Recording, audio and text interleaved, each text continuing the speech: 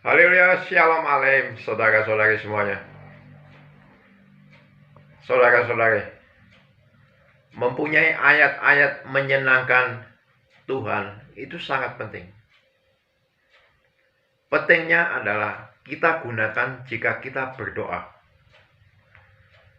Seperti Tuhan Yesus sudah ajarkan di Matius 6 ayat 9.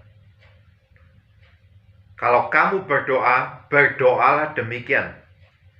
Bapa kami yang di surga, dikuduskanlah namamu. Jadi ayat tersebut, ayat pujian dipanjatkan jika kita berdoa. Jika kita lihat di Keluaran 28 ayat 17, itulah permata tatahan. Di ayat 43, dan itu harus dipakai oleh Harun dan anak-anaknya. Jika kita lihat di Keluaran 20 ayat, jangan menyebut nama Tuhan Allahmu dengan sembarangan. Jadi, maksud ayat tersebut, jika kita berdoa, tidak memakai ayat pujian yang ada tertulis, itu kita menyebut nama Tuhan dengan sembarangan. Tuhan Yesus sudah memberi contoh. Matius 6 ayat 9. Kalau kamu berdoa, berdoalah demikian. Jadi kita harus taruh ayat puji-pujian itu di depan kita berdoa. Ayat kata-kata yang paling depan. Jika kita tidak menggunakan ayat-ayat pujian yang ada tertulis, itu bisa diartikan kita menyebut nama Tuhan dengan sembarangan. Tuhan, terima kasih hari ini.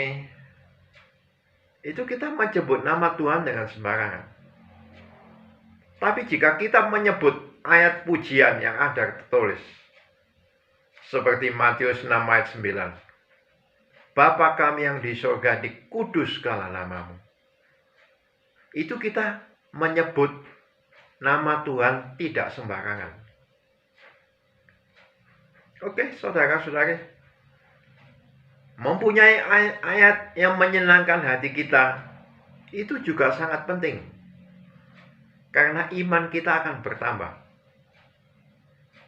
Tapi lebih menyenangkan, lebih menguatkan iman kita mempunyai ayat-ayat pujian yang ada tertulis, dan kita pakai sebagai berdoa. Karena itu ketetapan turun-temurun bagi Harun dan anak-anaknya. Jadi semangat mempunyai ayat-ayat pujian dan gunakan itu sebagai permulaan jika kita berdoa. Banyak permata, saudara-saudari, banyak ayat-ayat pujian itu. Mau ikut seperti Tuhan Yesus, Bapa kami yang di surga, dikuduskanlah namamu. Itu juga paling bagus. Karena di mana ada kata-kata pujian, Bapa kami yang di surga, dikuduskanlah namamu. Jika ada ayat pujian dan ada kata kudusnya, itulah Roh Kudus. Dan jangan lupa, saudara-saudari, ayat pujian ada kata kudusnya itu. Jika kita lihat di Imamat 27 ayat 6, itu harus dipunyai orang yang berumur 5 tahun. Anak yang berumur 5 tahun. Lihat Imamat 27 ayat 6. 5 sikal kudus. 5 sikal kudus itu untuk orang anak yang berumur 5 tahun. 5 sikal kudus itu adalah Matius 6, 9-13. Dan anak perempuan yang berumur 5 tahun harus mempunyai 3 sikal kudus.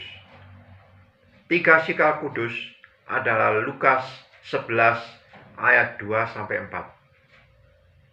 3 ayat, 3 sikal kudus. Dan bagaimana kalau kita sudah berumur lebih dari 5 tahun? Sudah 50 tahun? Saudara-saudara bisa ikuti Imamat 27 ayat 3 sampai 5. Kalau saudara-saudari sudah umur 20 tahun, saudara-saudari harus mempunyai 20 sikal kudus sampai 50 sikal kudus. Jadi 20 sampai 50 ayat.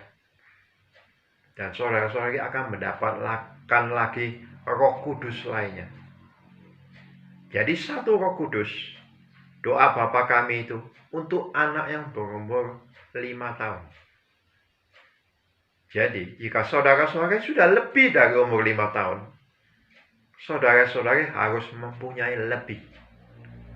Itu ada ketetapan untuk para imam. Bukankah saudara-saudari sebagai para imam juga? Jadi semangat saudara-saudari ya, mempunyai ayat-ayat pujian yang ada tertulis. Karena itu pujian adalah tahta dari Tuhan. Tuhan bertahta di atas pujian. Pujian yang mana? Pujian yang ada tertulis. Oke, saudara-saudara. Karena pujian yang ada tertulis itu adalah dari mereka yang bukan dari dunia. Mereka diciptakan oleh Tuhan pada mula pertama, sebelum Tuhan menciptakan langit dan bumi. Dan pujian itu disenangi, diingini oleh Tuhan Allah. Oke, saudara-saudara. Jangan bosan-bosan mempunyai ayat pujian yang ada tertulis. Semangat, Tuhan Yesus memberkati kita semuanya. Immanuel.